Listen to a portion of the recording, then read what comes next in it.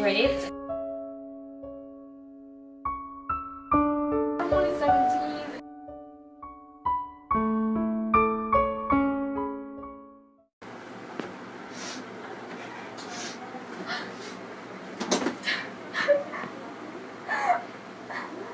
Excuse me, are you okay?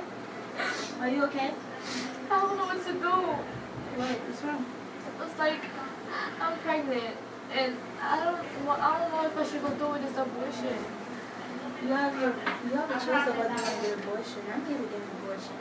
It's like I'm only 17, and my boyfriend left me, and I'm pregnant. I don't know what to do with that. That's your choice if you want to get an abortion. The reason why I'm here today is because I can't afford a baby. I have no job, no money. I don't know. Is this the right thing that we're doing? Looking for Yvonne Jordan?